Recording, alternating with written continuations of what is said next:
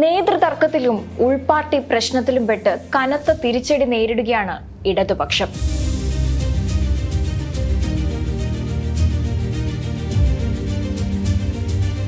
തിരഞ്ഞെടുപ്പ് തോൽവിയിൽ കേന്ദ്ര നേതൃത്വത്തിൽ നിന്ന് വരെ വിമർശനം ഏൽക്കേണ്ട അവസ്ഥ ഉണ്ടാകാൻ കാരണമായത് പാർട്ടിയിലെ വിഭാഗീയതയും അതുപോലെ തന്നെ ഭരണവിരുദ്ധ വികാരവുമാണ് എന്ന വിലയിരുത്തലാണ് നിലവിലുള്ളത്. പാർട്ടി നേതൃത്വത്തിനെതിരെ രൂക്ഷ വിമർശനം പല കോണുകളിൽ നിന്നും ഉയർന്നു വന്നിരുന്നു.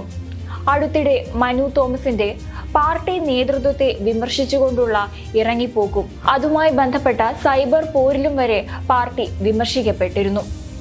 അതുപോലെ തന്നെ കണ്ണൂർ CPM-ലെ പുതിയ പ്രശ്നങ്ങളിൽ CPM-നെതിരെ CPI ആഞ്ഞടിച്ചിരുന്നു. പുറത്തുവരുന്ന സ്വർണം പൊട്ടിക്കലിന്റെയും അധോലോക അഴിഞ്ഞാട്ടത്തിന്റെയും കഥകൾ ചെങ്കൊടിക്ക് അപമാനമെന്ന് ബിനോയ് വിശ്വം തുറന്നടിക്കുകയായിരുന്നു. CPM സംസ്ഥാന കമ്മിറ്റി അംഗം P. ജയരാജനും മകനുമെതിരെ അടക്കം കണ്ണൂരിലെ മുൻ ജില്ലാ കമ്മിറ്റി അംഗം അഴിച്ചുവിട്ട വെളിപ്പെടുത്തലും ആരോപണവുമാണ് CPIയുടെ പരസ്യ പ്രതികരണത്തിന് പ്രേരണയായതും. വിവാദങ്ങളിൽ കടുത്ത പ്രതിരോധത്തിലായ CPM നേതൃത്വവും P. ജയരാജനും ഒരുപോലെ മൗനം പാലിക്കുന്ന നിലപാടാണ് സ്വീകരിച്ചതും.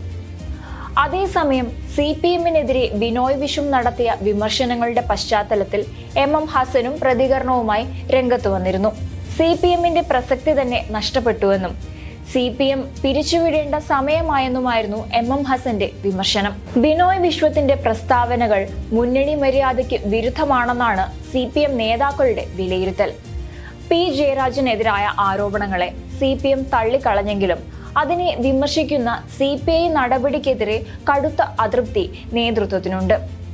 കണ്ണൂരിലെ സംഭവങ്ങൾ ചെങ്കൊടിക്ക് അപമാനമെന്ന ബിനോയ് വിശ്വത്തിന്റെ പ്രതികരണമാണ് CPM-നെ ചൊടിപ്പിച്ചത്. പാർട്ടിയെ പ്രതിരോധത്തിലാക്കാൻ പ്രതിപക്ഷം ഉന്നയിക്കുന്നതിനേക്കാൾ മൂർച്ചയേറിയ ആരോപണങ്ങളാണ് CPI ഉന്നയിക്കുന്നത്.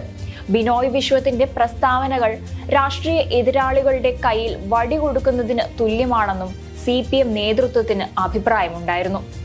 അതേസമയം പരസ്യമായി അഭിപ്രായം പറഞ്ഞ് പ്രശ്നത്തെ സജീവമാക്കണോ എന്ന ചിന്തയും CPM-നുണ്ട്. അതേസമയം മുഖ്യമന്ത്രിക്കെതിരെ പരസ്യമായ വിമർശനവുമായി ഇടതുപക്ഷത്തെ നേതാക്കൾ തന്നെ രംഗത്ത് വന്നതും അവമതിപ്പുണ്ടാക്കുന്നതായിരുന്നു.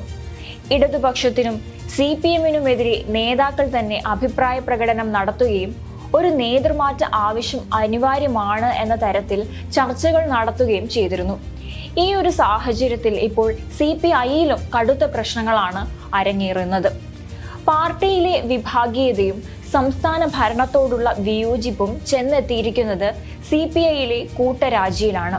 പാർട്ടിയെ മൊത്തത്തിൽ പ്രതിസന്ധിയിലാക്കിക്കൊണ്ടാണ് കൂട്ടരാജി സംഭവിച്ചിരിക്കുന്നത്. പൂക്കോട്ടൂരിലാണ് CPI-യിൽ കൂട്ടരാജി സംഭവിച്ചത്.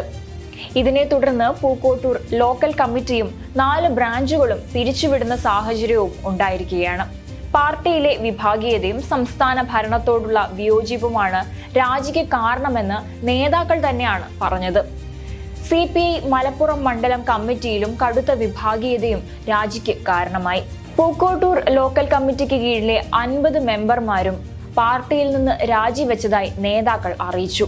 പൂക്കോട്ടൂർ ലോക്കൽ കമ്മിറ്റിയും പുല്ലാര, വെള്ളുവമ്പ്രം, മുസ്ലിയാർ പീടിക, കക്കടമൽ ബ്രാഞ്ചുകളും പിരിച്ചുവിട്ടു. പാർട്ടി ഓഫീസുകളുടെ ബോർഡുകളും എടുത്തുമാറ്റി. നേരിടുന്ന വിഷയങ്ങളിൽ സംസ്ഥാന കമ്മിറ്റിക്ക് ഉൾപ്പെടെ പരാതി നൽകിയിട്ടും പരിഹാരം ഇല്ലാത്തതിനാലാണ് രാജിവെച്ചതെന്നും നേതാക്കൾ പറഞ്ഞു. ഇടതുപക്ഷ സ്വഭാവത്തിൽ പ്രവർത്തിക്കുന്ന ഏതെങ്കിലും പാർട്ടിയുമായി സഹകരിച്ച് പ്രവർത്തിക്കാനാണ് രാജിവെച്ചവരുടെ തീരുമാനം. അതേസമയം പാർട്ടിയിലെ പ്രാദേശിക പ്രശ്നങ്ങളാണ് രാജിക്ക് കാരണമെന്നും ഇത് പരിശോധിക്കുമെന്നും CPI മലപ്പുറം ജില്ലാ സെക്രട്ടറി പറയുകയുണ്ടായി. CPI മലപ്പുറം മണ്ഡലം കമ്മിറ്റിയിലുള്ള കടുത്ത വിഭാഗീയതയും രാജിക്ക് കാരണമായി.